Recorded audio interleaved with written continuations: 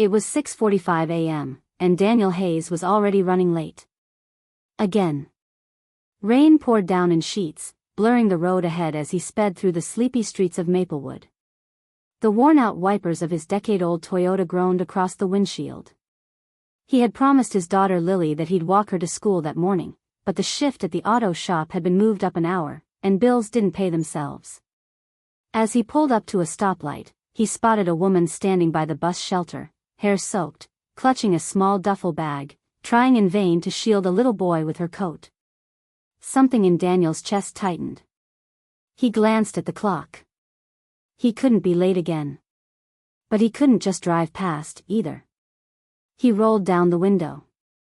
"Need a ride?" he called out. The woman hesitated, her eyes scanning him cautiously before nodding. "We're headed downtown." Daniel smiled. "Hop in. Heater works." "Mostly."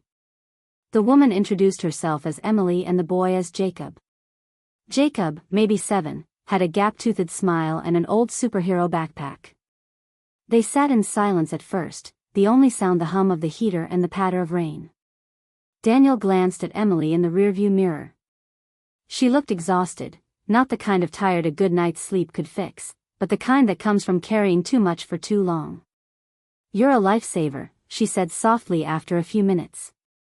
"Bus was late. I have an important meeting." He chuckled.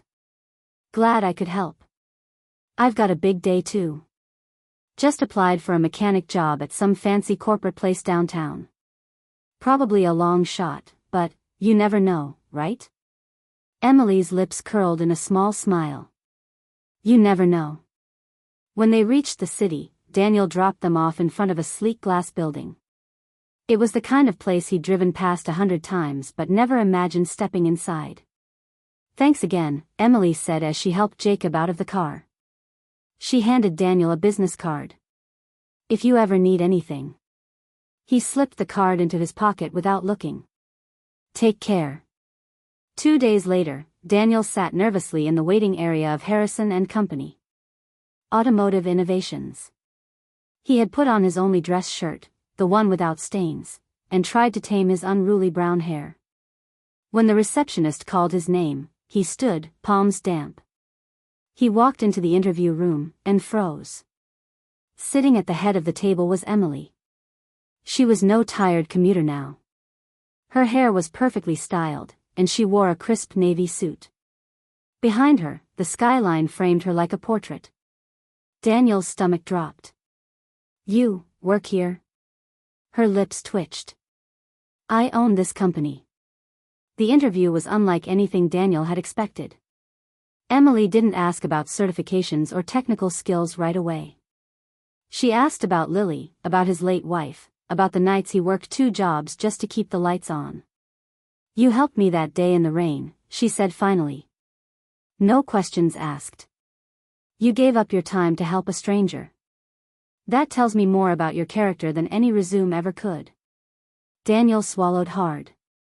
"I wasn't looking for anything in return. People should help each other. The world's hard enough." Emily leaned back, studying him. "What if I told you I don't just want to offer you a job? I want to offer you a chance." 2 weeks into the job, Daniel discovered something. Emily hadn't needed a ride that day, not really. Her car had been in the underground garage the whole time. She had been waiting for the bus on purpose. When he confronted her, she didn't deny it. "I used to be a single mom too," she admitted. "I remember the days when every choice came down to gas in the car or food on the table. I needed to know the people I hire understand compassion. That day in the rain told me everything I needed to know about you." Months passed. Daniel proved himself invaluable, not just fixing cars, but mentoring young apprentices Emily had taken under her wing. One snowy December morning, he found himself driving past that same bus stop. This time, he spotted a young mother clutching a baby in the cold. He pulled over without thinking. "Need a ride?" he asked, smiling. The woman's eyes widened with relief. "Yes. Thank you so much." As she climbed in, Daniel realized something. kindness had a ripple effect. Emily had given him a chance because he had helped her. Now, he had the power to do the same for someone else. In life, we rarely see the full picture. We never know when a small act of kindness will open a door we didn't even know existed. That rainy morning, Daniel thought he was just helping a stranger. But in truth, he was unlocking a future for himself, for his daughter, and for everyone whose lives his kindness would touch. And maybe, that's how the world changes. One ride at a time.